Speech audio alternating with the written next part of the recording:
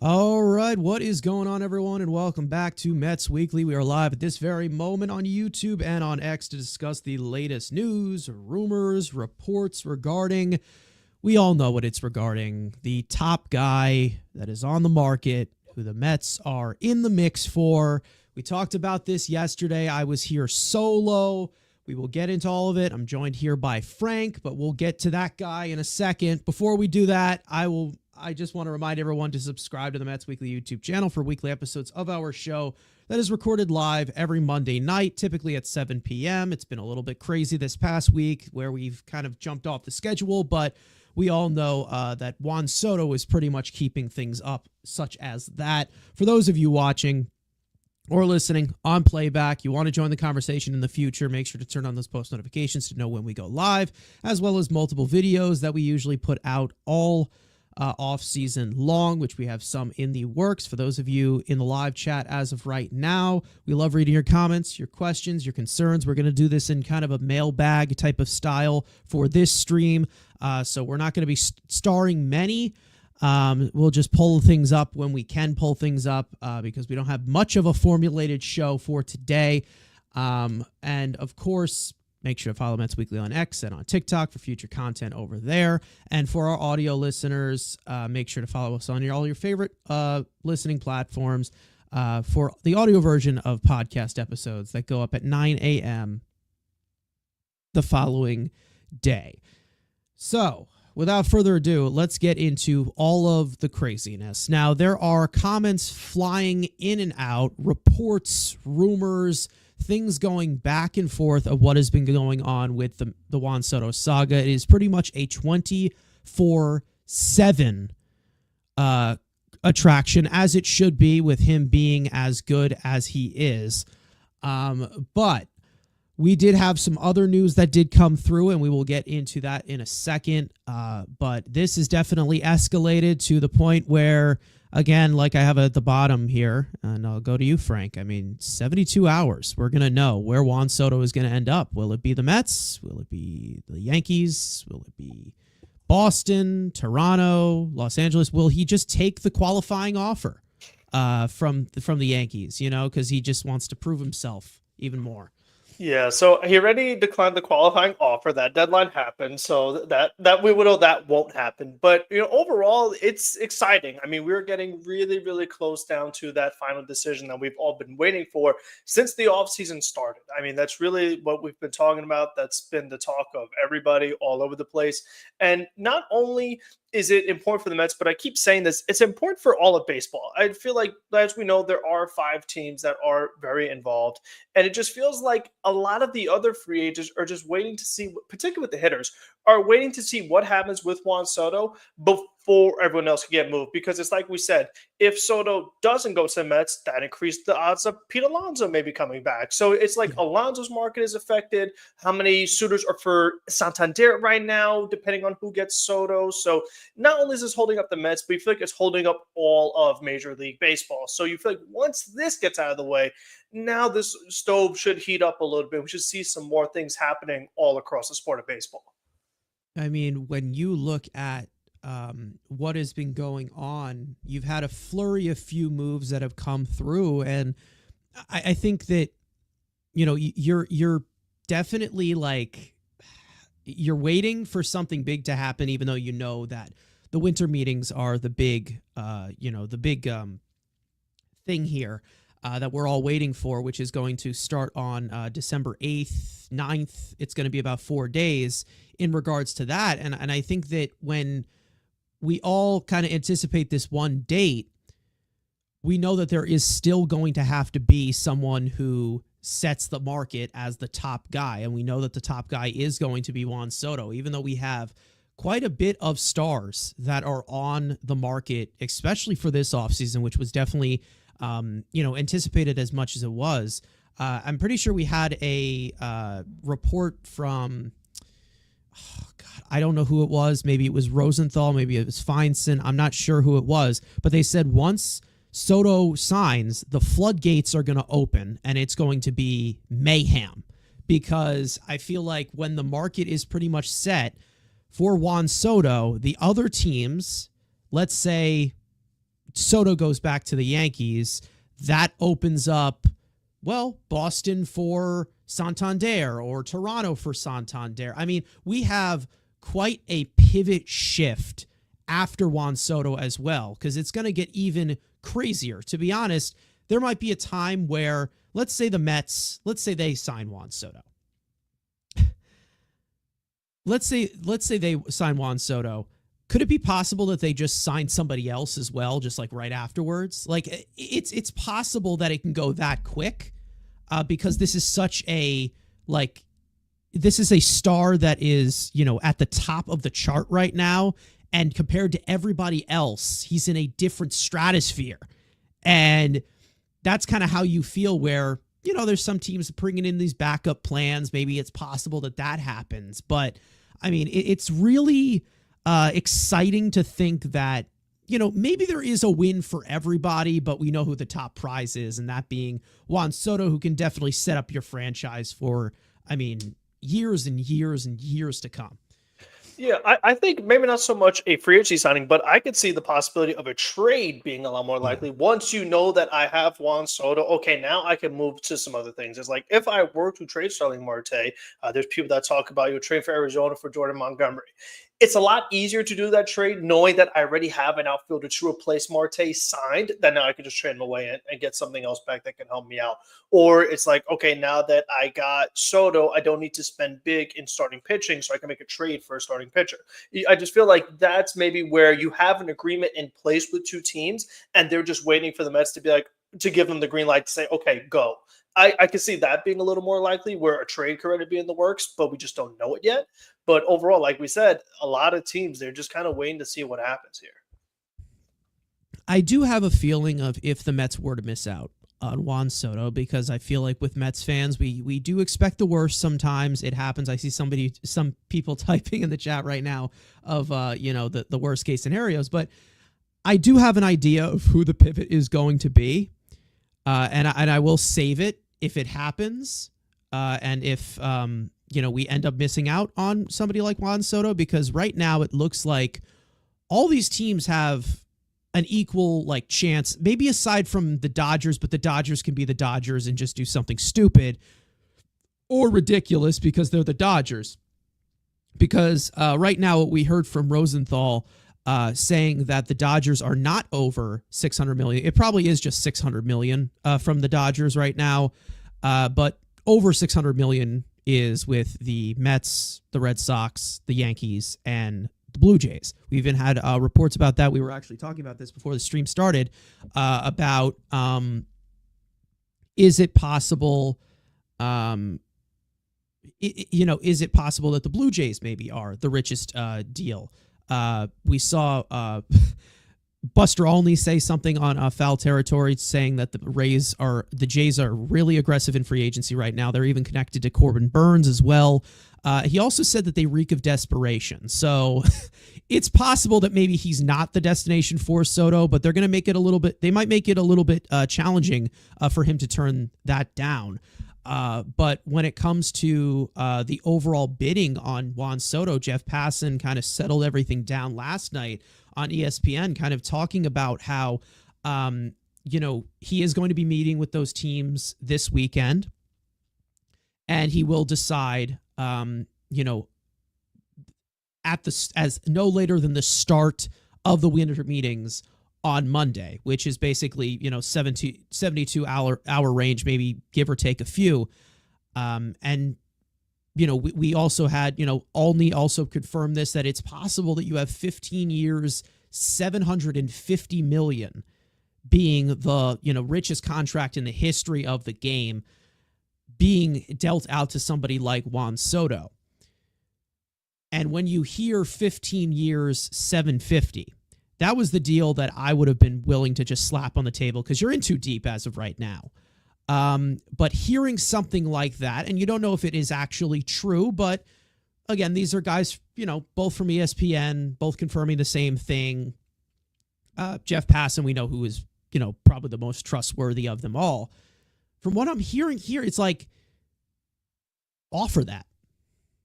Go ahead. Just offer that. Just give him 15. 750 million, which is what I would just slap on the table pretty much. And this is the type of feeling that I kind of get here. And I've always been someone who has been very patient with the process of this organization being a sustainable winner. And always seeing the logic of a lot of things and kind of talking about it as for, being very objective in the sense of, okay, I understand why they're not doing this, or I understand why they're doing this. I'm telling you right now, the legacy of Steve Cohen's on the line here. And I feel like that's somehow how some Mets fans feel.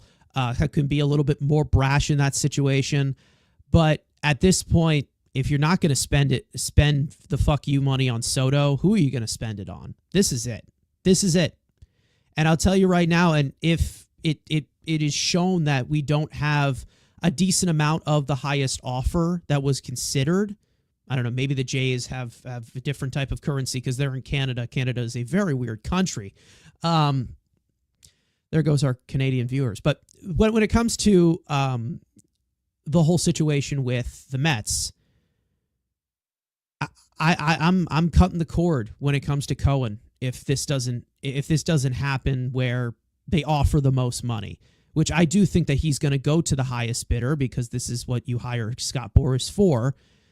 If they're not the highest bidder by a decent margin, by maybe, I don't know, 15 million, 20 million, that's when I'm going to start to turn a little sour on Steve Cohen. Because I really... There isn't a player that's going to come along that's going to be this young and this in their prime and this generational as Juan Soto. I understand you can give the difference to...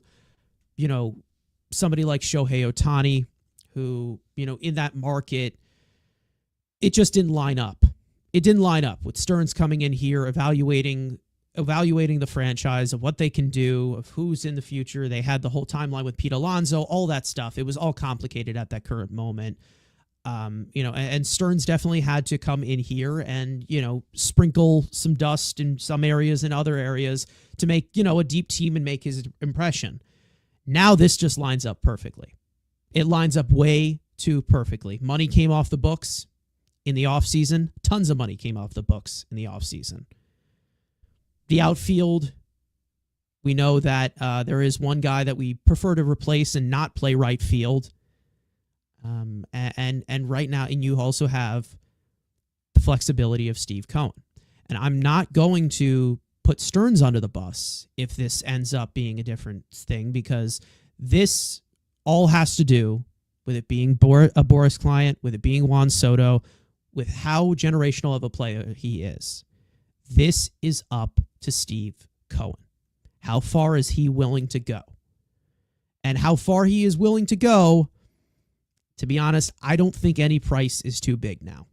You're in deep way too much. I don't know if that's how you feel, but I'm done. I'm not. This is it. This is it. And because to be honest, if they don't end up being the top offer, end up being top offer, Steve Cohen's money will mean absolute shit to me until the rest of time at this point, because there's never going to be a player like this on the market ever again. Maybe you get lucky in 15 years, but some of us will be dead by then. Yeah, I mean, this is the big one, as we've talked about. It's not often that a guy like Juan Soto becomes available at this age. We've gone over that before. But I think for me, when you talk about $750 million, I mean, that is unprecedented. That is historic. That would be the highest of all time of any player.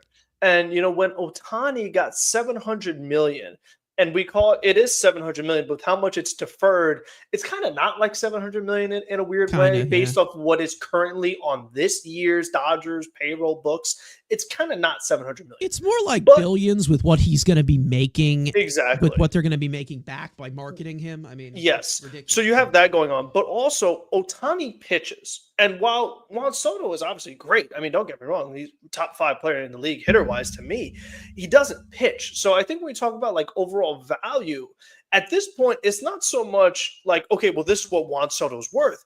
I think it's just that it's gotten to, there's a need and there's a bidding war with a lot of big-time markets. When you're talking about both New York teams and Boston and a desperate Toronto with maybe the Dodgers, those are all the big players going at it, all at once.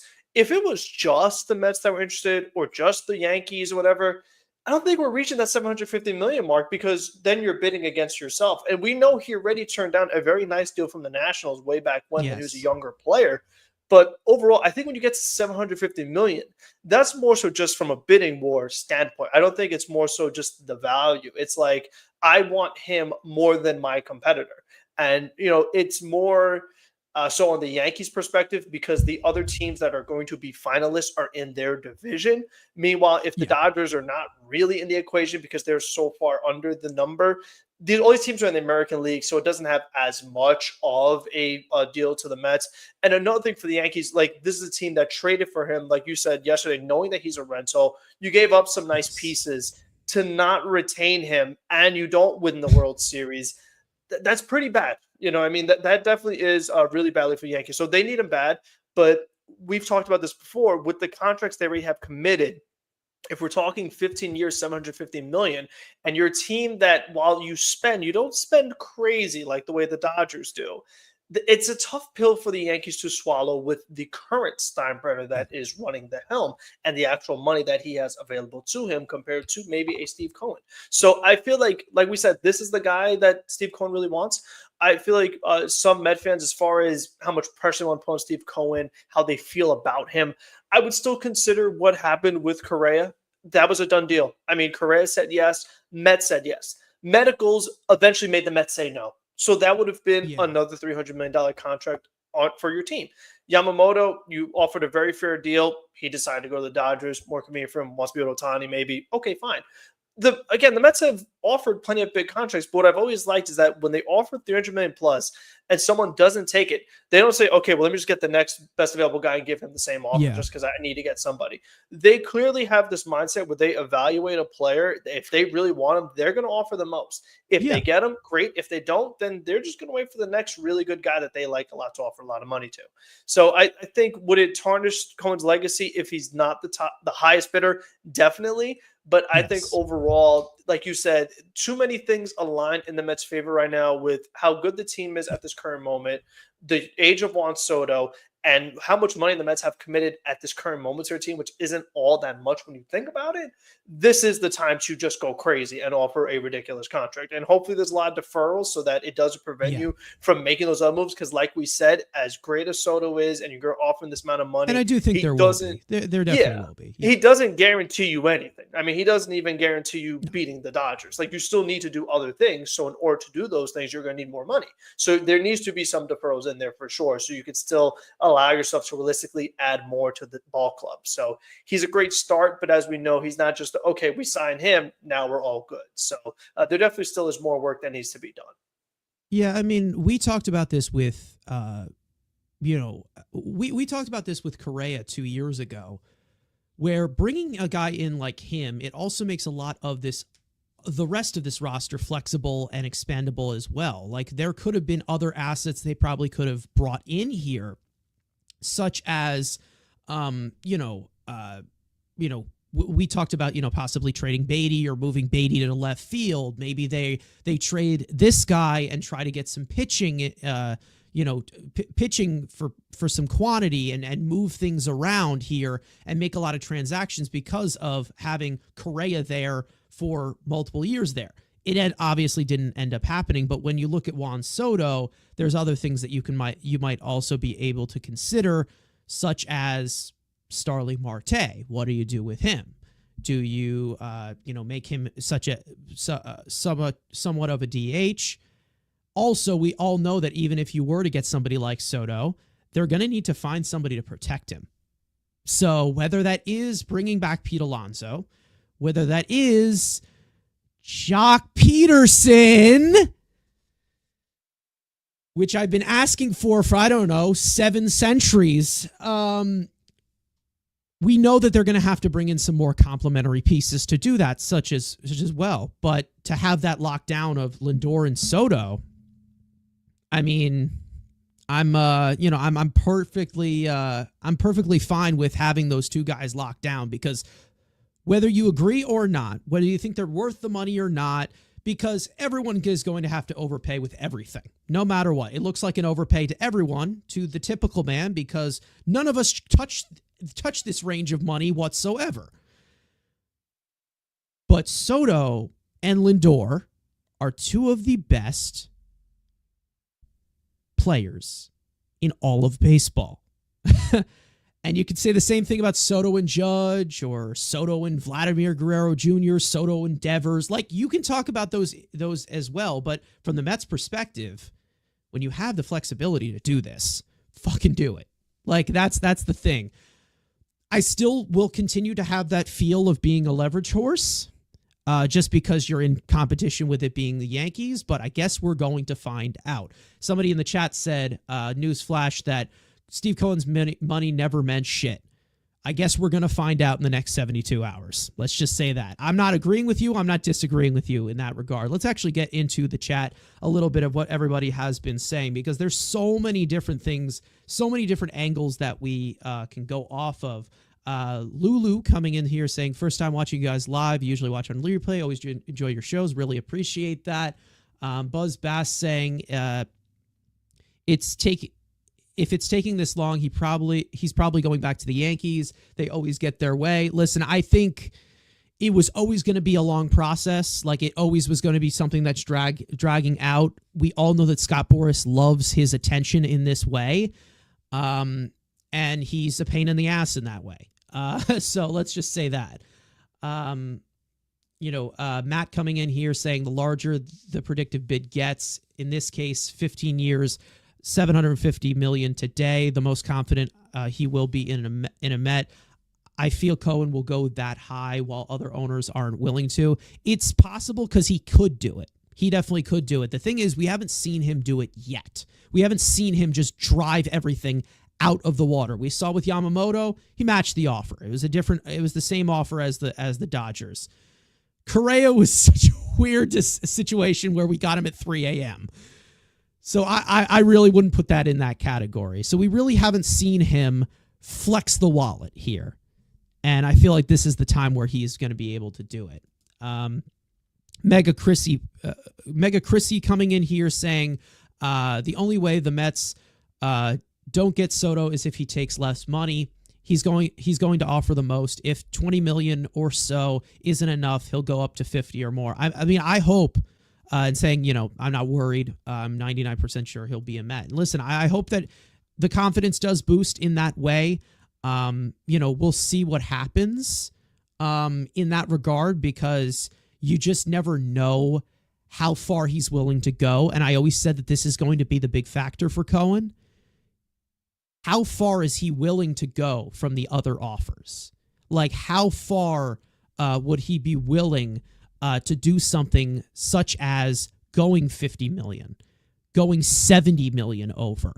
We'll see what he does there. And listen, I think that another opinion that needs to be thrown out the window at this current moment, we know that Juan Soto most likely is not worth, you're not going to get that type of worth from Juan Soto. We know he's not the best defender.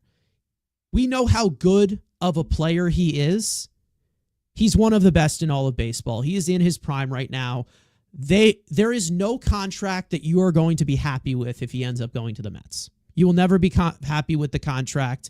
You're paying for the prime years, and hopefully you get those prime years. We know that Juan Soto can definitely play on this stage. If it ends up being somewhat of a disaster, then we'll take it to different measures. But for those who are saying he's not worth $500 million, he's not worth $600 million, he's not worth $700 million, first of all, it doesn't matter.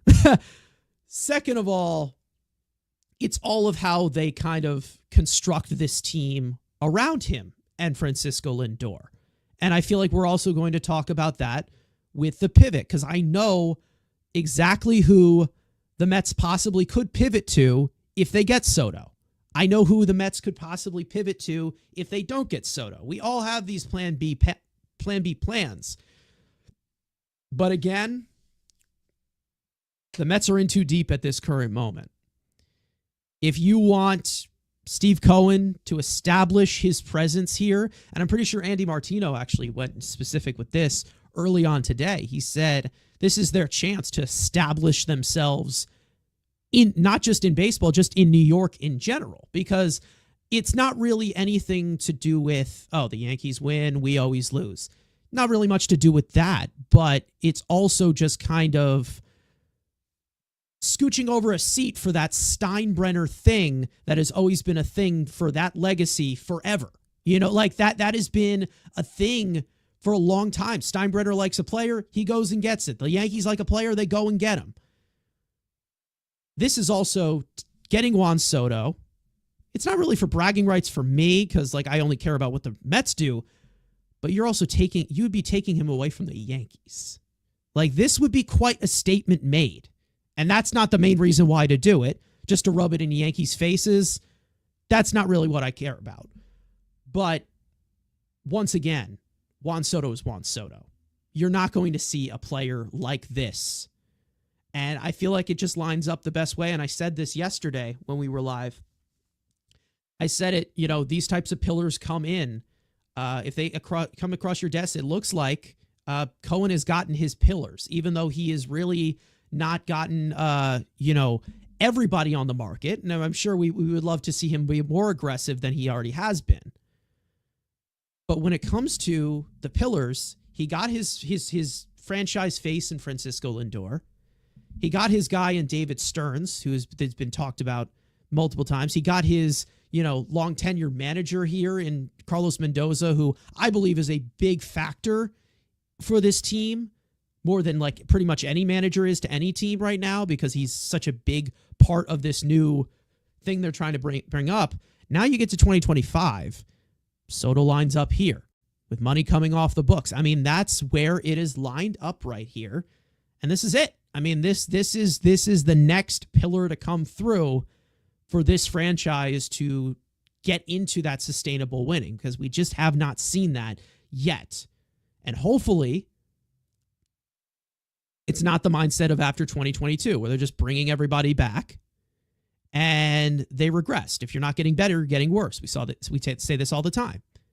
You add Juan Soto to this team that just went to the National League Championship Series. I mean, come on now. That's something. Let's just say that. That's something to build on. Yeah, I mean, it's a great start. And when you have, like you said, a guy in Lindor who's MVP runner-up, you have a guy in Soto who's a perennial MVP caliber player. To have two of those on your ball club is great. Like we've talked about, starting pitching, having Sang on a reasonable deal is very good. You hope Sprode is in the mix. And you have maybe a emerging star in Vientos and a young catcher with a lot of power. There's a lot to like on this team as it's already constructed. And there's only more that's going to be added to it. And with Lindor here for a lot of years, and if you get Soto, it's going to be for a lot of years. Hopefully there's not a ton of opt-outs and things like that, because then that becomes very stressful. And you're like, we do this multiple times. I kind of want this to be one and done. We got him and we don't need to worry about this Soto sweepstakes anymore.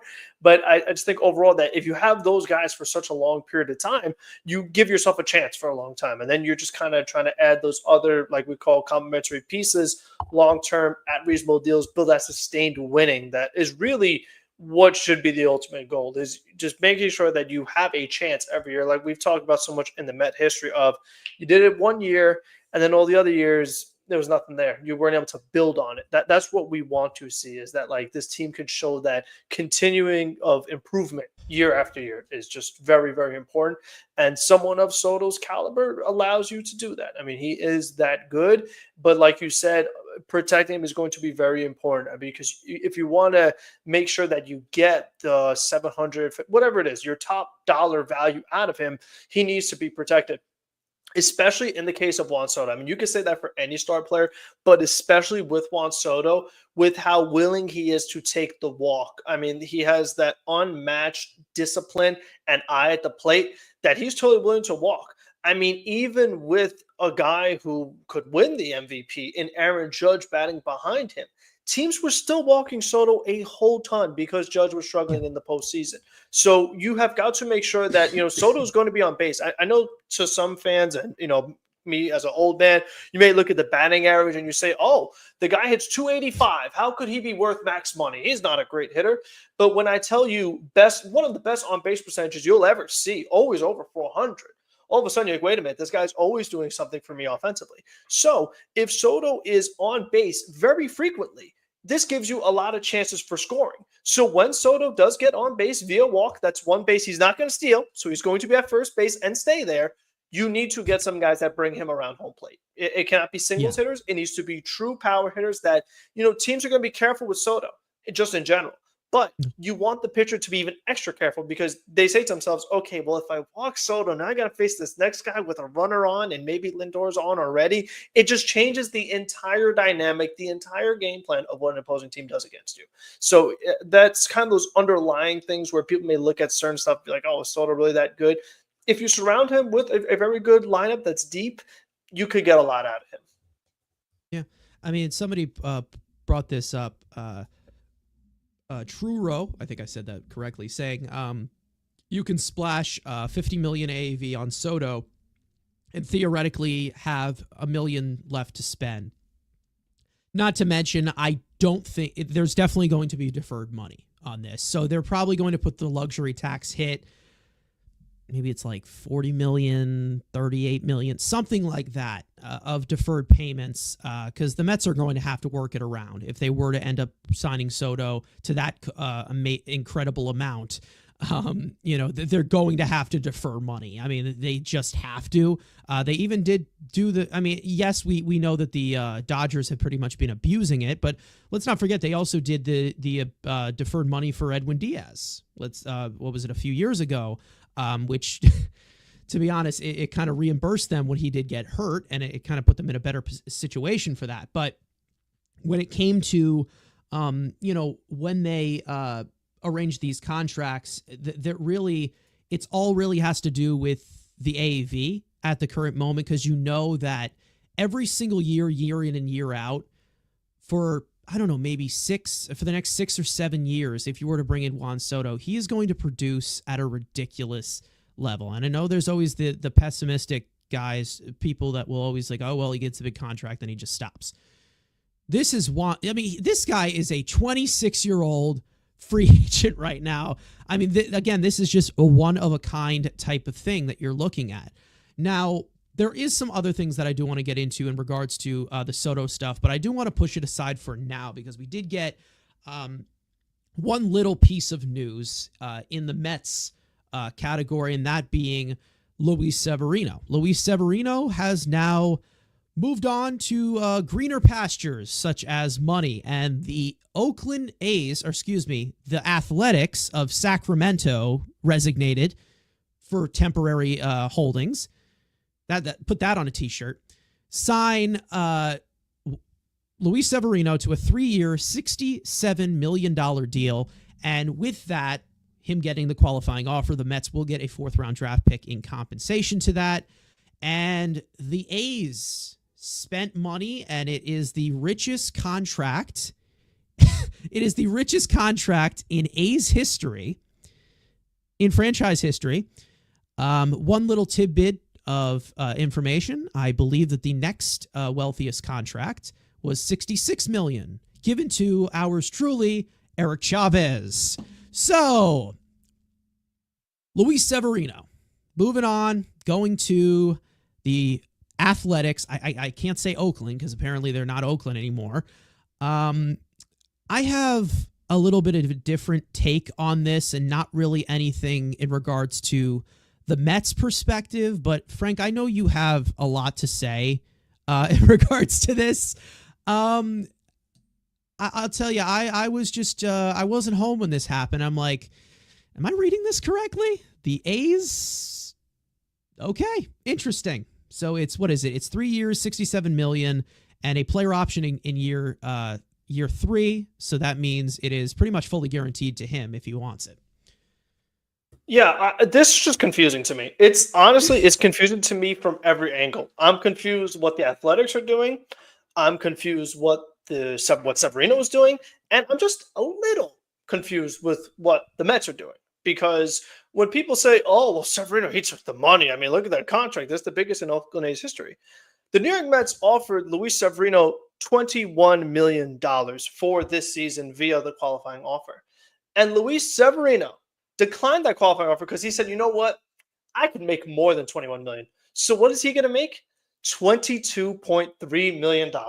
So he declined the qualifying offer to make $1 million more and go to a team that, they were pretty good in the second half. Okay. But overall, not very good and don't have a history of being very good and are going to spend a lot more money to be very good. And like you just mentioned, right now in Sacramento could be somewhere else next year. Plus, here's the thing that people I just don't think are really talking about enough. It's a 3-year deal with an opt-out after 2. And like I've talked about, when was the last time an Oakland A has finished their career with the team? They always trade them before it's time to actually pay them again. I could very easily see a scenario where Severino pitches pretty good for Oakland next year, particularly. They trade him at the deadline, and then he goes somewhere else. So I just think that Severino, just from a Severino standpoint, he was a Yankee for all these years. He comes to the Mets and says, "Oh, this was so convenient for me. I was ready in New York. I get to stay in New York. Now I'm going to, for $1 million more, move to Sacramento, and then maybe have to move again, and then maybe have to move again for when Sacramento trades me." So for me, and I left a team that I thought I really loved, a team that was a winner. Why would I leave all that for an extra $1 million?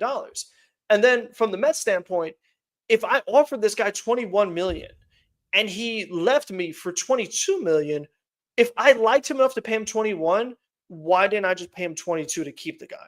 Because I know there's like this thought going around that, oh, the Mets aren't going to pay starting pitching and they're not going to do long-term deals and not going to do this, not going to do that. Listen, a 2-year deal, a 3-year deal is not a long-term deal. It really isn't, especially when there's an opt after 2. So I don't want to hear this because I understand what the Mets have done. And, if you could pull it off year after year, it looks like a good move. You sign high upside guys who are young in Manaea, in Severino. You get good seasons after him. You offer the qualifying offer and you get draft picks. And you just do it this next cycle. Maybe Montas is the next guy. You want to make that cycle. Fine. But I'm of the belief that you cannot build a rotation every single year and get away with what you're doing every single year. Eventually, you have to kind of say, all right, these are some guys that I do need to lock down long-term and just kind of keep for a little longer. And I think 2 years for $1 million more or 3 years, I don't think that was a tough ask for the Mets. I think that's pretty fair value for Severino. I don't think this was this massive overpay that Severino left for all this money. I'm just overall very confused from every aspect of it. I'm a little bit less confused because I feel like I'm kind of in the realm of like, yeah, this kind of makes sense from a lot of different aspects. It was shocking because I didn't expect the A's of all teams to do what they did, but I kind of did, but I'll get into that in a second. Johnny K coming in here saying, Sevy, 30 years old, coming after a good comeback season. How do you choose to play in a minor league stadium for the crappy A's? I'll tell you why. He got a 3-year deal here. He got he's got $67 million now in his lap, right? The Mets, yes, they offered similar AAV with the qualifying offer, but he also has a little bit more security, somewhat, of being on an actual contract of guaranteed money. With the A's, yes, it's possible. Maybe they do end up trading him. Who knows? But this is also another thing that we all kind of anticipated with the A's, which is disgusting. It sucks that it is the whole reality of what went on with the Oakland A's, and John Fisher should be forced to sell that team because he is a disgrace to baseball. This is basically all we saw. Whenever the A's got out of Oakland, they were 100% going to start spending money again. We knew exactly that was going to happen, and John Fisher was going to look like the fuckwad that we all knew that he has been since the beginning of time. He wanted to get out of Oakland. He sought all this bullshit saying that they tried to stay in Oakland, but no, you were just begging the city of Oakland to pay for your new stadium, which if you take a look around Oakland, they got better things to look at as of right now and to focus on. We all knew that this was going to happen. I personally don't know if it's going to happen if he ends up getting traded by the A's at any point, because I do think that they're going to start spending money, and it's disgusting that they are doing that right now after what they just did to their fans, which is disgraceful, and not to mention that being A's fans right now, who are some of the best fans in baseball who do not deserve that one bit. But we all knew that this was possibly going to happen in regards to the A's. It happening with Luis Severino, didn't see that coming. We saw that they were attached to Walker Buehler for a second, which we knew that he's probably going to cost a little bit less because he's kind of on the Severino path from last year where he's looking to bounce back, coming off of injuries. So when it comes to Severino, I didn't even want to give him the qualifying offer. So even though he was a 1-year deal, and yes, maybe they're looking at, the draft pick compensation, that's fine. I didn't even want to give him that because I was afraid that possibly maybe he would take it, but then also I'm looking at it from, well, he's going to look for a long-term deal after what he just did, especially looking at the market right now where, after looking at what John Gray got a few years ago, after seeing Taijuan Walker get 4 years, I mean, it's insane to me as to where the A's are looking to just slap their fans in the face metaphorically at this current moment. But I am not surprised that the Mets just passed it over to a way that, yes, I know that this project stuff kind of stinks in that realm. But I trust David Stearns has made these decisions well enough where he can give you these quality pieces. Maybe he will whiff on one of these guys. But again, I know that the whole thought of pushing your luck with Frankie Montas. I'm going to tell you right now, Mets fans, when we signed Luis Severino a year ago, and you can go back to it, we were on stream. Even my co-host of that stream, Andrew, I don't know how much of it he was joking about, but this guy, a more than 6.5 ERA last year, labeled himself as the worst pitcher in all of baseball. And I guarantee you a majority of Mets fans, even some that are watching it, and I don't blame you at face value, didn't like the move. So I'm not saying that Frankie Montas is going to be Luis Severino. Luis Severino was great. He was a key to our October run, absolutely. But it's kind of in that same realm of okay, let's try it. You can try it again. And to be honest, I think Montas is replacing what you're trying to get from what you were getting from Quintana. He's younger. And then they're going to try to trade for one and then sign another one. But that's a different story in regards to that.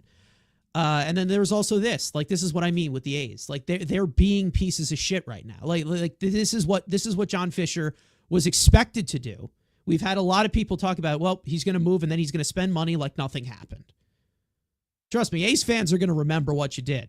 So, unless they start locking in some of their young guys and buying out RBers, they're still going to be shitting in that way. And for them to give the richest deal right after ripping the Band-Aid off of basically ripping fans from their homes, it's a douchebag thing to do. But when it comes to the Mets, I am fine with it. Again, I've talked about Luis Severino in my concern of him keeping this going. The health still does scare me in that way. I think that there's still some things that I don't think are going to translate to a year afterwards. I feel a little bit opposite of that in Shamanaya. I've been very advocate on that. Again, but for what it's worth, Luis Severino was a great Met. He was great for us. He was one of the big contributors to us making that October run. He was great. I will always be thankful for that. There's no hard feelings whatsoever. Again, from me, at least. I don't know if everyone's upset in regards to that. But again, if there is a team that gives me a qualifying offer, in that regard, somebody offers me a 3-year deal, I don't care who it is, $67 million, I'm fucking taking that. If that lands into my lap, I'm taking that right there. And when it comes to Severino, you never know. Pitchers are on the move as well. So maybe he's out of the A's organization before it, that contract is expiring. But I think, again, I was okay with letting him go. I really thought that it was a one and done thing. I talked about it as soon as when we signed him a year ago, that this was a 1-year deal. I liked it, but I didn't go anywhere past it because I knew that this was going to be a one and done type of thing with Luis Severino. I mean, if there's anything else that you want to add, because I know that it seems fishy, but not really much of this surprises me, to be honest. I just think, to me, it's really a bad job by Severino's agent and kind of Severino himself of declining the qualifying offer, because they're saying... I don't think so. Because $67 million, come on, I mean, again, $67 million for being a middling rotation piece. No, but what I'm looking at this next coming year, right? I'm talking about the 2025 season. The New York Mets offered me $21 million for 1 year. And I said, no, I'm worth more than that. So I'm going to decline this and look for offers elsewhere. And then in a very short amount of time, I settled for $1.3 million more for a totally different organization. What I'm saying is that if I'm Severino, if that's what my market was, I might have accepted the qualifying offer, had a better season, hopefully, and then actually got a good deal, because I still think that 22 per is not that amazing of a contract. So I think it might have been better for Severino's agent to take the offer, since the market wasn't that great for him, to hopefully get a better offer later on. Because what's going to happen is that, maybe he goes 2 years, he opts out, and now he's a few years older, now looking for another multi-year deal. So I just think overall 3 years is not all that much. And then if you're the Mets and you didn't love him all that much, you didn't want to offer him 3 years, well, then kind of why did you offer him the qualifying offer? Maybe he could have accepted it. You might have been stuck with him. So that's where I'm kind of torn, is I just don't think, I look at a lot of times when guys decline the qualifying offer, they do it to get more money elsewhere, especially with the qualifying offer going up. I mean, the QO used to be like 18, that was 21. So with it going up, you decline because you say, okay, I'm going to get more elsewhere. But he didn't get all that much more, and he didn't get from a better team. He went to a worse situation, in my opinion.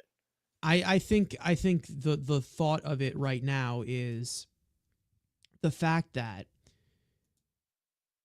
I think the thought of him right now, the Mets on the pitching market, yes, we know that we don't know what they're going to end up doing. But with this pitching market, pitching's expensive. And the overall total value to AAV is how you kind of manipulate it in that sense. I think that Severino got a way better deal of what the Mets offered him. And even though, yes, it's the A's and they've been a dumpster fire for the past few years and it's an awful situation, listen, if you get paid, if they offer you that type of money, I would 100% take it. I don't think they're looking at it from an AAV point.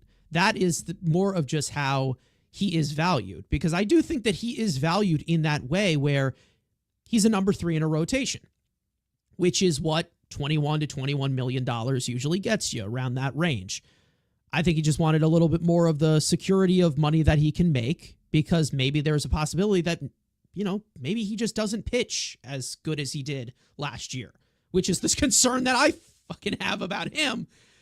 I think that when it comes to, Severino, I mean, listen, I'm happy for him. It's good for him because, again, like he went through a lot these past few years of his injuries, lots of reinvention with his arsenal, tons of things. I mean, he went through a quite a gauntlet, let's just say, of life. Let's just say that. I think that he earned this. He 100% did.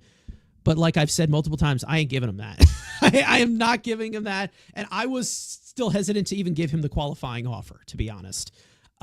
Because I think that there was a possibility that maybe he did take it because of the words that were coming out of his mouth. But then I also go back to the other situation where, I mean, money talks in every single way. We already know that. And then we get back to this guy. Let's not forget, at the end of the year, it would be a tough pill to swallow if I can't come back to the Mets. Well, guess what? That pill was worth $22 million from the Angels, and you swallowed it pretty well. I'm pretty sure that got to his bank account, no matter how well he performed. So yes, it's a little bit different because Syndergaard didn't get a multi-year deal. But the Mets offered him the qualifying offer, which he deserved after pitching 2 innings in a span of 2 years.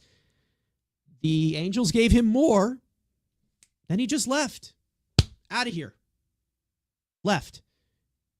Probably a better decision for the Mets to not match it, because we've seen what Syndergaard has done recently.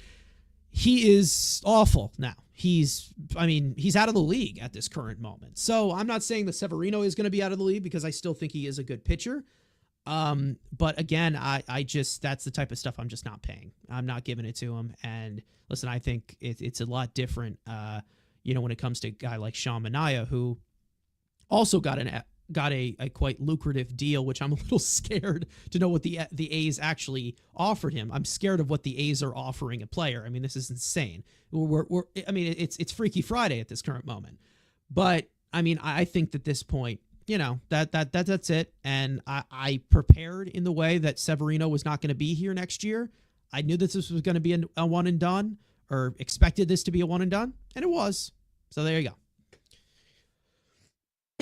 It's fair. I mean, it's kind of like you guys were talking about with the Montas signing. It's more so like, all right, well then who do you get instead? I mean, that's ultimately what it comes down to, is that if you say, okay, well, I'm not going to bring back Severino, I'm going to bring in Montas. Well, what else am I supplementing it with? Because there still needs to be a better, at least one, hopefully two, better starting pitchers added to this New York Mets team, whether it's via free agency or trade or both. It does need to happen. They need at least a number two. At least a number two. Hopefully a one, but at least a number two still needs to be added to this team. No doubt about it.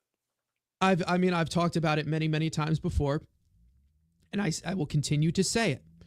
The Mets, for the last few years, they have been switching in and out of their rotation. Lots of moving parts, of course. And it's the right thing to do these short-term deals. Catch lightning in a bottle, get value for them, whatever it is, so you can have a lot more of a pivot point. I understand the lack of stability, but the way that you get the lack of stability isn't signing big free agents, just chucking money at Corbin Burns or chucking money at Blake Snell. That's not the way that you do it. The way you do it is that you develop your own arms.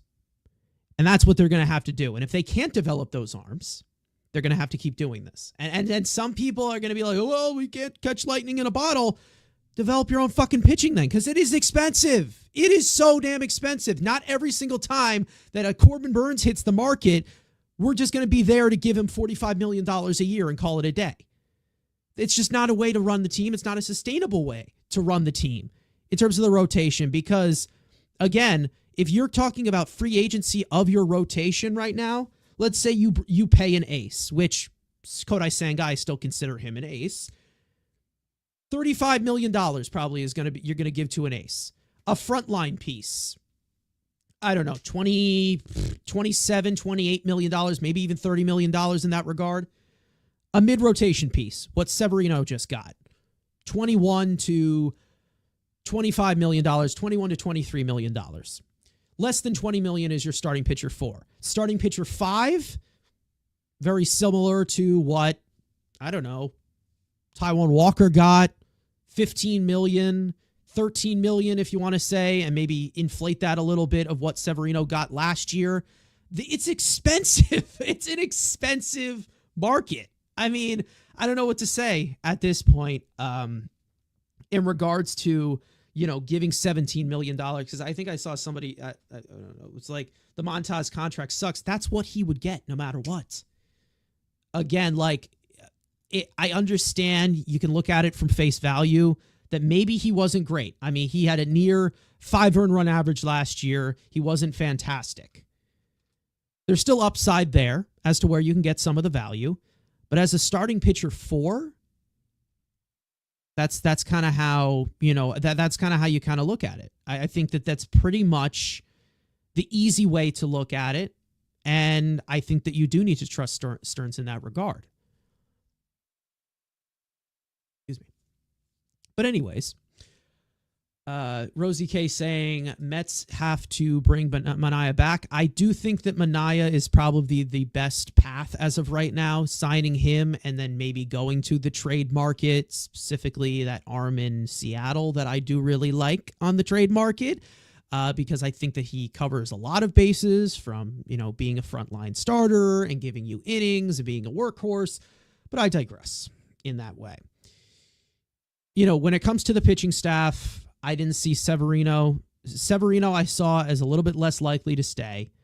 We'll see what happens. What happens with Sean Manaea, and it's going to look like an overpay even if they do bring him back. It could be possible that maybe you get 3 years. Maybe it's 3 years, $85 million, and you're like, okay, this is a lot. This is a lot for Manaea, but the market was set. Manaea was better than Luis Severino this year. So he's going to get more, whether it is in AV or whether it is in total value. Total value, if, again, in terms of a mid-rotation guy, which Severino, a number 3 in a rotation. We know that he pitched like a number 3 this year. That's what number 3s get in terms of AAV. And then any other term is just an added bonus. And that's what he got from the Athletics. So congratulations to him. Listen, it's good for him because, again, like I said, it's been rough for him these past few years for him to bounce back the way that he did. There's no hard feelings. I'm happy for him. I wish him the best. I'm not giving him that. It's not personal whatsoever.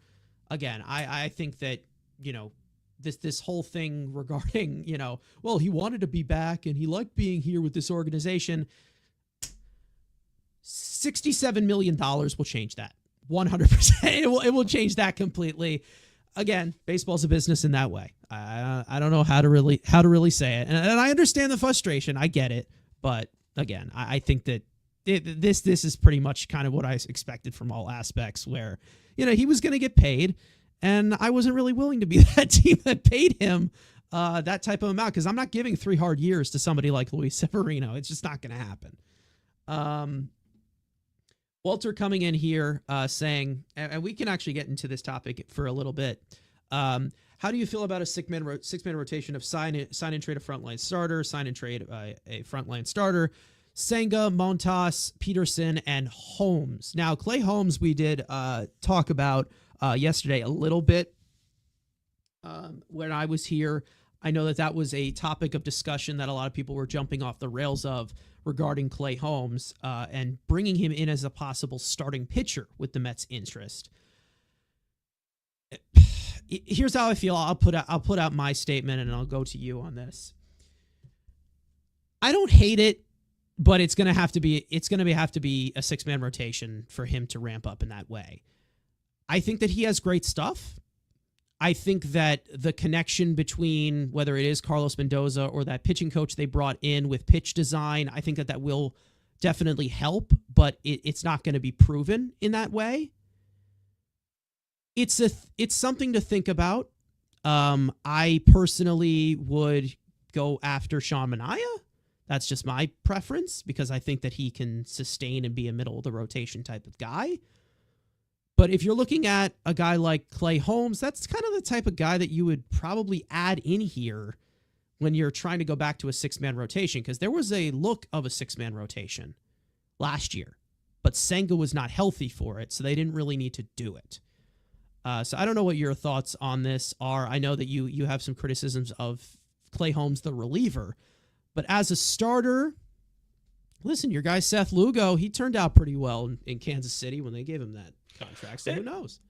Exactly. I mean, like I said, as a reliever, I don't trust him with his tendency for the long ball, but I think as a starting pitcher, I'm more open to it, particularly like you mentioned a little while ago, how much it costs for starting pitching in general. Yeah. So I think that if you pay a guy like Clay Holmes to be a starter, but not pay him quote unquote starter money, that's a pretty savvy move that fits the Stearns model of take a guy with some upside and try to see if you could turn him into a better guy and make more value out of what you paid for. But I agree with you that he should be in a 6-man rotation.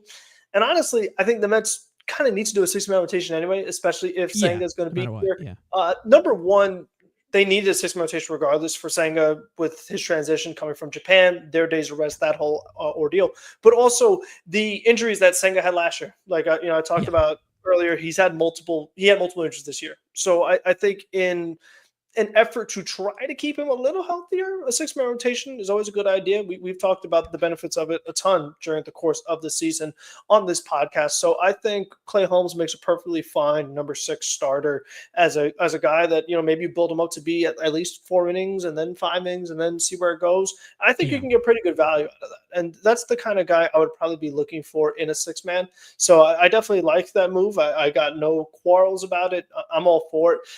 I think overall, as far as Walter's question of adding 2 frontline guys and moving Senga to the 3, Yeah, I don't as see that much as I happening. wish that would happen, I don't see that happening. I could see the Mets getting, like I said, maybe a Senga's going number. to be in your top 2 no matter what, and he Exactly. deserves to be in that top 2. Exactly. Again, So, I know the health is a mhm. concern, but I mean, when he has been healthy, he's been your top guy. I mean, that he was your top guy, and whether you don't look him at it as a 1A, more of a 1B, that's fine, whatever. But Exactly. I mean, he's a legitimate starting pitcher. We know that he is. He just needs to be on the field to do so, and I think that's kind of what has set everyone off. Definitely in the playoffs, it was a little bit concerning as well of what we saw. But I'm willing to ride that thing out of Senga and giving him the trust of being a 1B at least. I think that the best way that they fill this rotation is, trading for one of a number 1 or trading for one of a 1B and signing the other one or vice versa. Like, that's kind of how I see it, but continue, of course. Yeah. So I think, when it comes to, you look at like the free agent starting pitchers with Blake Snell being off the board, I think that does make this a little murky, so to speak.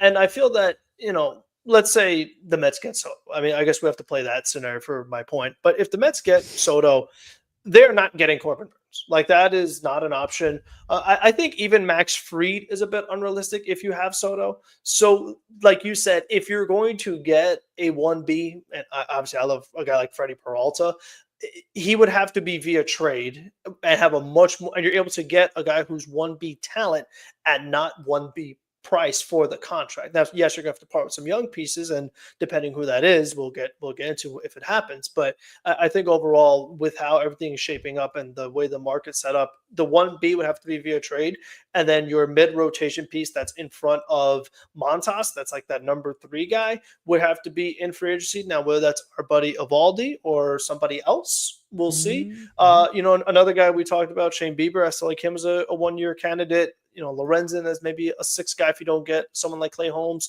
So there's a few different ways they can still approach this because there are still a good amount of names on the board. But I wouldn't predict Burns. I wouldn't predict Fried. I do think they could get somebody via trade, and then whoever else they add via free agency, we'll see. But even with Senga's injuries, I don't see them kind of moving him to a number 3 spot. I just don't see them doing as much as I wish they would, because I always talk about how important starting pitching is. I wish they would really, really just go all in for the starting pitching, get a bunch of frontline guys and make things so much smoother for you. I don't see it happening. So I think overall that's kind of where you're going to end up. And for me, I'm just kind of hoping that with what happened in the postseason with Senga was more so just that he was not healthy. I mean, the velocity was down. He was public that his mechanics were out of sorts. So you know what? You've got a few months to work on your mechanics. So by the time the regular season rolls around, your mechanics better be in working order. That velo better be up a little bit, because we're going to need you to pitch like a frontline guy. So, I mean, that's kind of how I see it shaking up. Yeah, I mean, listen, I have more trust in Senga than I think a lot of people do at this current moment, considering their last impression of him was that awful start that he had against the Dodgers. I think it was game one, right? I mean, I personally think that I think he's going to be fine because I feel like he's just, he's a professional pitcher in that way, and he's going to be able to compose himself in that way, the way that he was able to do it in 2023.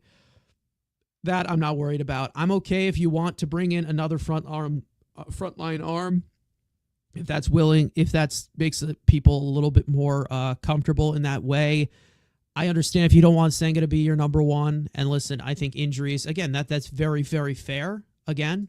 But when it comes to, Senga, we know that he has the frontline stuff, and we know that he could be a frontline piece. I'm not saying that he's just a bona fide ace right now and guaranteed to give you, the 200 innings that a bona fide ace like Corbin Burns does give you. But I'm just saying that, they're going to put the trust in him. They have him for the next 3 seasons. And I do believe that, again, with how the pitching is kind of rattled in with a guy like David Stearns, I think that they're going to have it decently under control. Let's just say that. And Senga is just way too talented to just completely fall off the hook.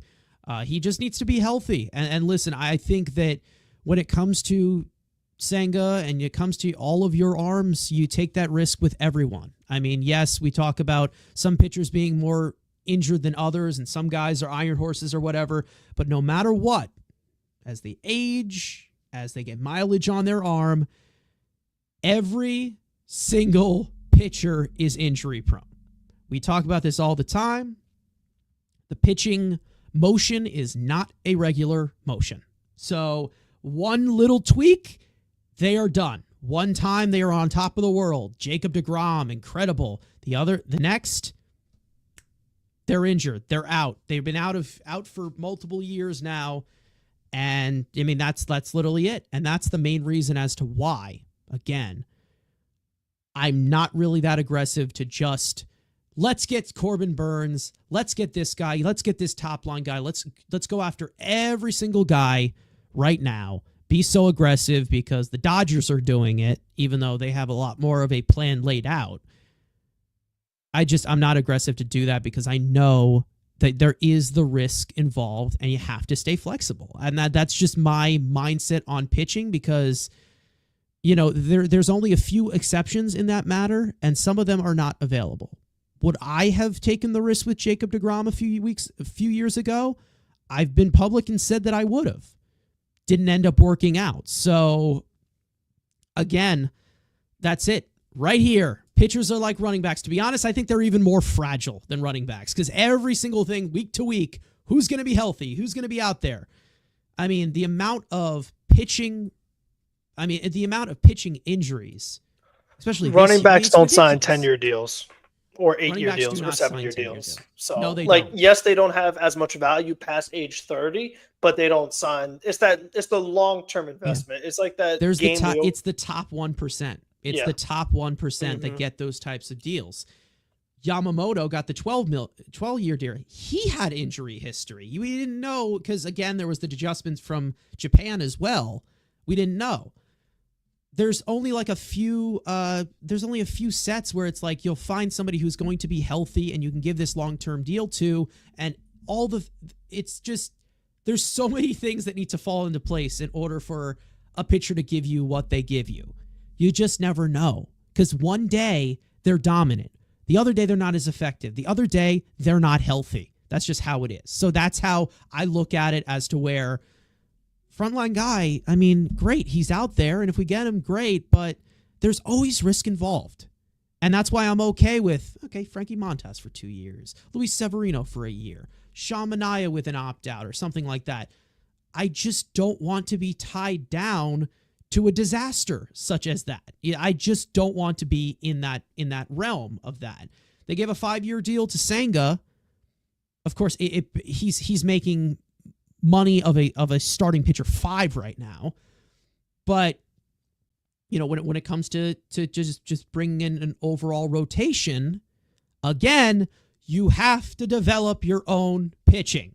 You have to, because David Stearns is still going to bring in these flyer guys every single year, and he's going to piss you off every single year. He's most likely going to be right about all of them because he knows what he's talking about. He's not an idiot.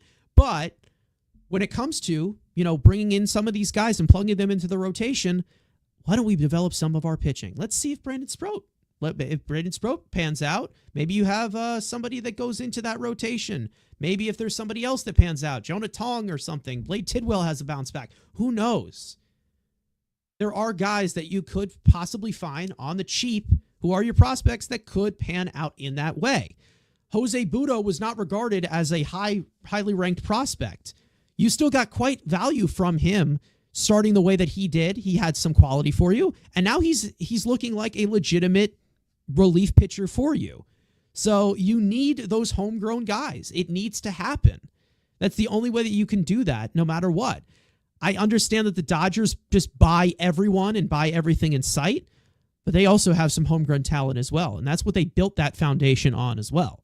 I mean, Walker Buehler, homegrown. Clayton Kershaw, homegrown. I mean, he's a different story. He's been around for a long time. Dustin May, homegrown.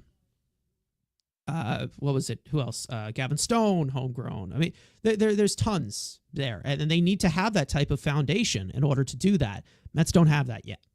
And again, a guy like Juan Soto, that can definitely help you pin things down a little bit. You know, it's going to take a while for the Mets to be that sustainable winner because they haven't been it yet. Like we've talked about it before. And yes, the pitching is the pitching, but stringing these things together, I mean, that's literally just that's what they're going to have to do if they don't have guys developing the way that they do in their farm system. It's literally just how it's going to be. And Christian Scott, we all know, you know, that's another thing. We know he has some promise, but there's still things that he needs to work on. So if guys pan out, that's good. You guys have years of control on them, and that's the best way to do it.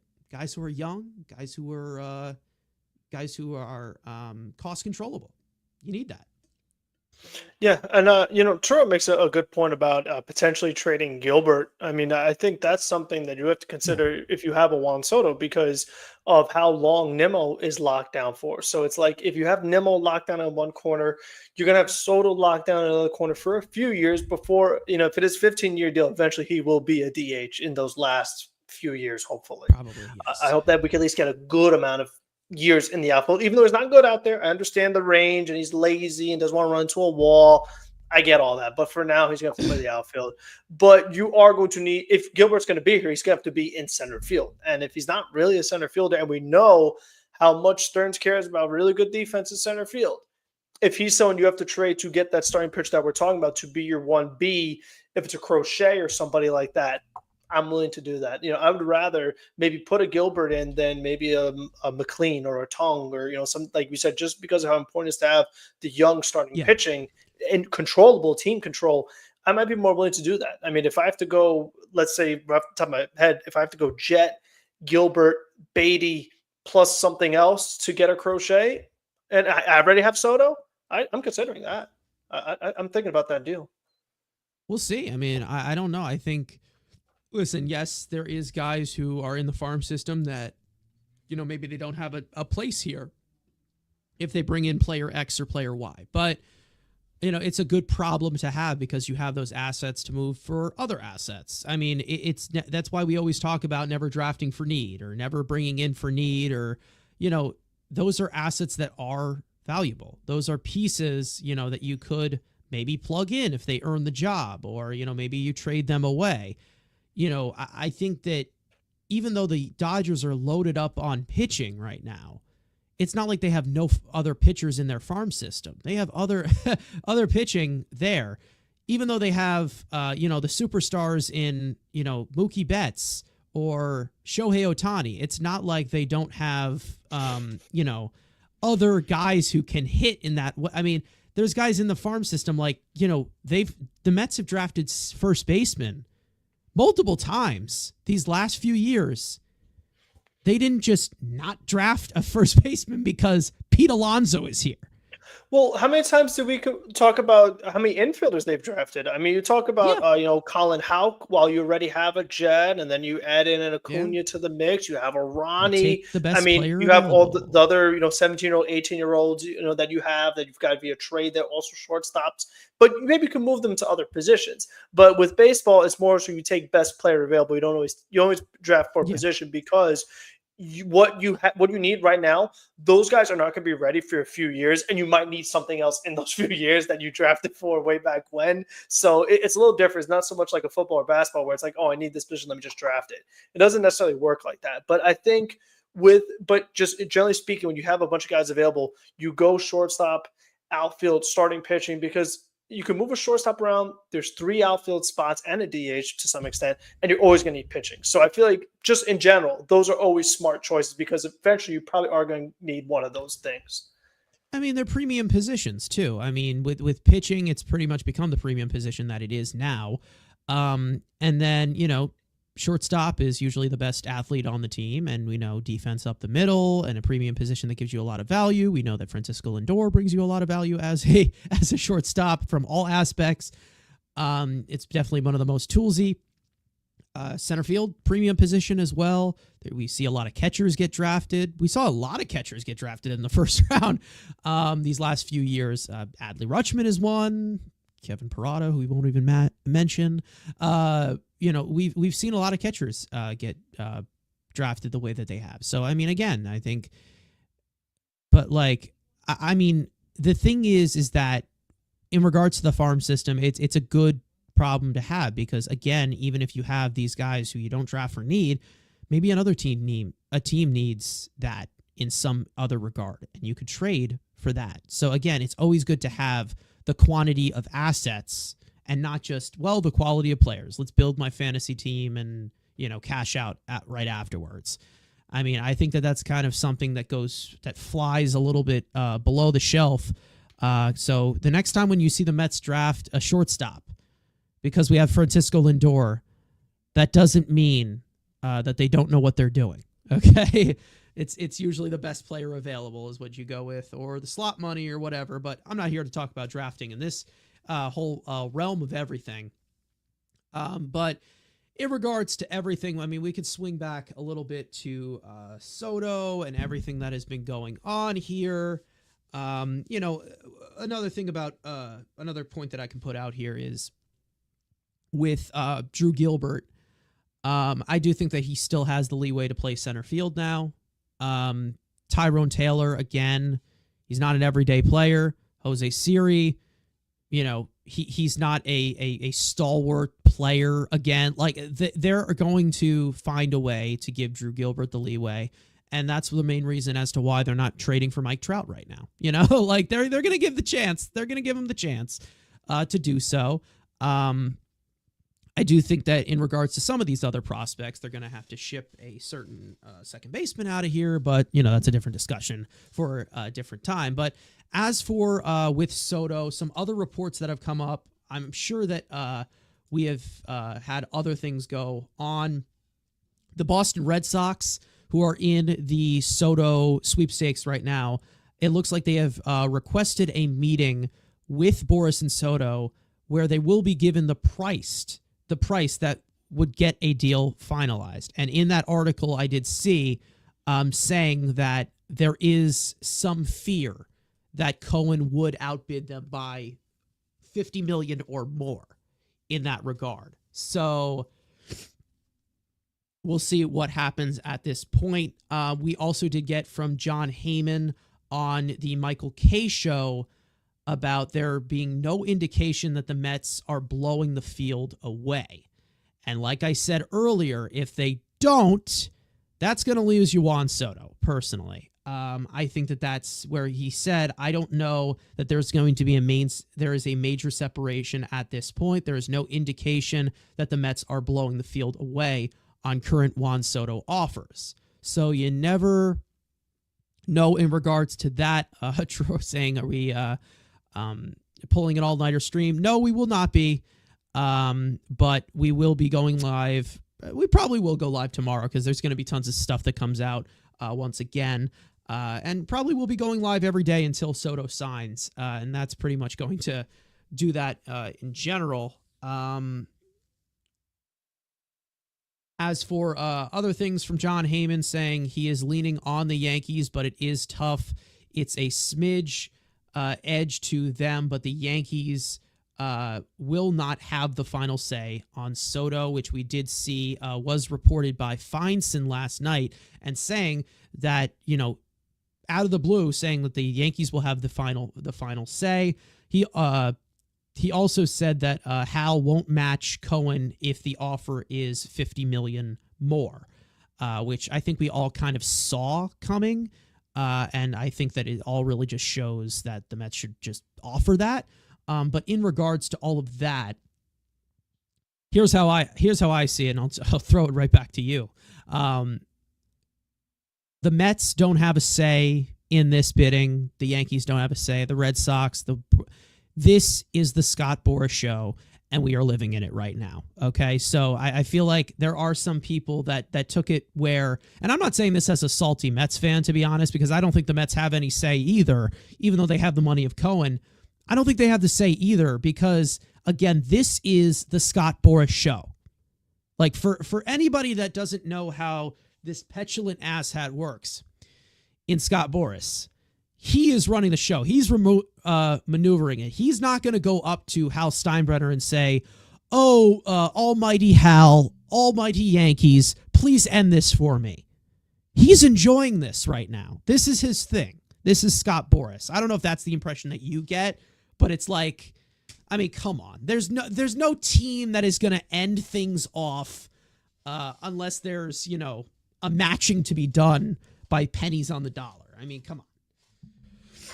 Yeah, I mean, I think one of the things that goes in the Mets' favor, it was mentioned on a previous Mets Weekly stream. I don't remember which one, but when the Correa thing happened, Scott Boras made a direct phone call to Steve Cohen at a weird hour of the night, and it was Steve Cohen that he called. It wasn't some other owners. It wasn't the Dodgers. It wasn't all these other teams. He called Steve Cohen. And Rosenthal said something of the same thing that, there was this idea that maybe the Yankees would be the team that gets maybe not last say, but the last offer will go to say, do you want to match this or go above this? And Rosenthal said the team is probably the Mets that's going to be that, if they receive an offer, they're going to bring it to Cohen and say, do you want to beat this offer? Or, what do you want to do with this? And I feel like that's kind of the case. We know that Steve Cohen really wants Juan Soto. Boras knows that. So he's going to use that to his advantage, to his client's advantage. So he's going to just keep saying, all right, well, the Red Sox scheduled this meeting with us. They've upped their offer to this number. What do you say, Steve Cohen? Match?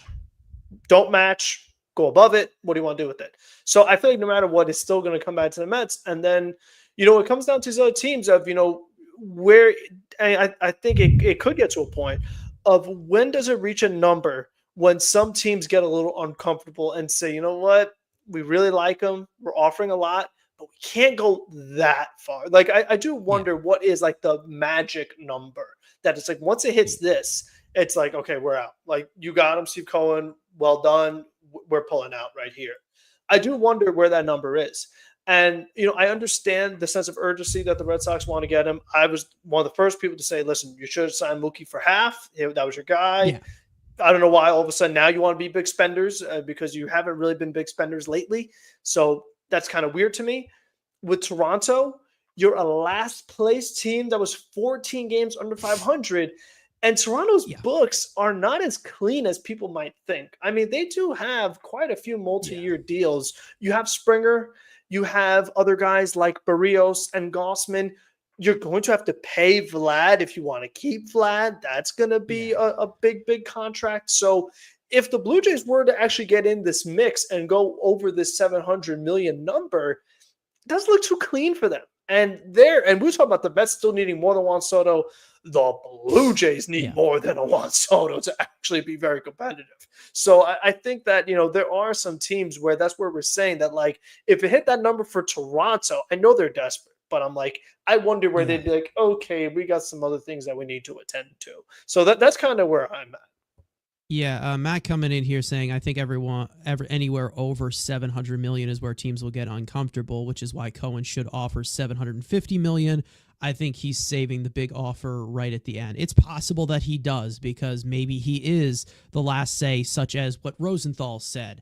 We also had Jack Curry, who is a Yankees beat writer on the Michael Kay show, talking about how the Yankees they're comfortable with what they've presented, but they're not jumping and screaming right now because they know that, anything can shift with Scott Boras. But when it comes to the whole situation of, who has the final say, I think that nobody knows. Nobody knows. None of these guys know shit. I really don't. I think that the Mets have an advantage. I think the Yankees have some advantages as well. Red Sox, Blue Jays, again, up and down, who knows? But the Red Sox, maybe when they have that meeting, they'll get a little bit more of the idea to do that. But again, I think that magic number is 750, like Matt is saying, and I've talked about this many, many times, slapping $750 million on the table and say, take it or leave it. And that's pretty much it. I mean, and listen, Johnny, exactly, agree. This is the Scott Boras. This is what I mean. Like this is what he does. He pulls every single string known to man. And with Juan Soto, who is the generational talent that he is going to milk this the best way that he can. And, he's going to make us sweat this thing out. And I'm hoping that it leans the Mets' way, because there are factors that it would lead the Mets' way. There's factors that it will lead the Yankees' way. I personally still think he's going to stay with the Yankees. That's just my gut feeling. So maybe it's just I'm setting this up so I don't get disappointed. But it all really just has to do with what the aftermath is going to be. I'm hoping that we have Juan Soto within the next 72 hours, but I don't think that there is a guarantee where, I think what Jeff Passan said is pretty much the main thing as to where, it's pretty much at the winter meetings, metaphorically, of course, where, college signing day, he's got 5 hats in front of him. Whichever one he puts on, he's going to sign with. Nobody fucking knows. Nobody knows what's going to happen. We know who's the favorite, who's the betting odds favorite. No one knows what is going through Juan Soto's mind, okay? And we'll see what happens. Again, and listen, are you buying what Boras is selling right now, where he says Juan Soto is thoroughly looking at this, or do you think that he wants to stay with the Yankees? Do you think that he wants to go to the Mets? Do you think he wants to go somewhere else and didn't like something? We're not there behind closed doors, and I feel like some things that, leak out, the Mets don't leak many things. So we'll see what happens. We don't know what their offer is. We just know it's full throttle right now for Juan Soto. So you just never know. I don't know what it is going to be, but we are all going to be here for it. Most likely we will be live tomorrow with the latest of news in regards to this. I'll see who I will be joined by, whether it is Frank and Andrew or both of you guys. We don't know. We're just here again. We're along for the ride right now. I think that we're too deep at this current moment. So once again, within the next 72 hours, we will know what is going to happen with Juan Soto. At the latest of the first day of the winter meetings, a decision will be made. And then, of course, the A's did sign Severino. That's another thing that we touched up on as well.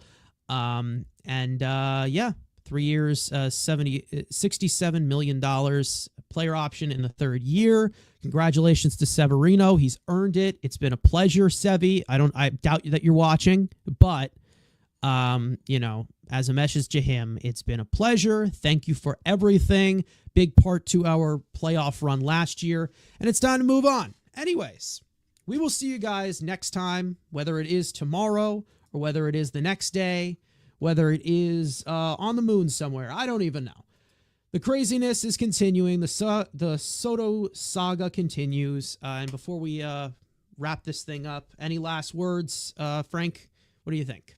Yeah, I mean, listen, don't believe everything you read online. I mean, I'm sure you heard it from Carson a bunch of times, but unless Jeffrey Passan is the one that says it, just calm down, everyone. Don't worry about who's flying where, who's ordering what, who's liking this on social media and following this person. Don't worry about that stuff. Wait until Passan tweets it, and then we could all go crazy. But, don't stay up all night looking at a bunch of, like Carson was showing yesterday, those frauds, those are fake tweets. Don't worry about that stuff. Just stay patient. Like we said, hopefully we know by Monday. So don't stress yourself out tonight. Don't stay up to 2 a.m. refreshing Twitter. Everyone relax and enjoy. And, we'll get there very soon. So just stay patient. And now Jeff Passan, the top guy, as you mentioned, he did give us a timeline as to where, this should resolve itself. And, again, if you are looking for reports, again, there's kind of a top 3 that I'm looking at regarding this Juan Soto. Jeff Passan is definitely the most trustworthy here. Ken Rosenthal, you definitely could go to, because I think he's been he's had his moments, but I think he's been very accurate during this whole offseason so far. Listen, if John Heyman stops, if John Heyman stops licking Scott Boris's balls for once, maybe he's a little bit trustworthy, but it's an in and out thing. It's very, second to second with him because he is pretty much the Boris mouthpiece. I could see Soto himself announcing it too. That's the other thing I would also kind of throw out there. So he's the other guy I obviously watch. I could see Soto announcing it himself. I could see that. Yeah, we'll see who does announce it. I do think that it's going to be John Heyman to break it, just because of how close he is in regards to it. We're all going to wait for Passan to confirm it because we know that he is the top guy. But again, we'll see what happens. But thank you guys so much for those of you who tuned in today. For those of you in the chat, I don't even acknowledge you guys at the end. I really should here. Truyo, D Savage in here. I think I have a list of our participants I can go through. Lulu, thank you. Matt, of course. Ricardo as well. Davidson, thank you for tuning in. Walter, thank you so much. Ramon, thank you. Rosie K as well. Some of our loyal viewers that have come back. For those of you who are not subscribed, make sure to hit the subscribe button. Turn on those post notifications for when we go live or when videos come out. Follow us on X, TikTok, all of us individually. Links in the description, including our third co-host, Andrew, who has not been feeling well these past few days. So make sure to send your best wishes to him. But he will be back at it when he can, as he has told to us, or maybe he just goes missing. Who knows? Anyways, Soto Watch continues, of course, and we will make sure to go live when some other news does break. And we will see you guys next time. Let's go Mets. Again, don't believe everything that you hear on social media. Wait for the big guys to confirm it.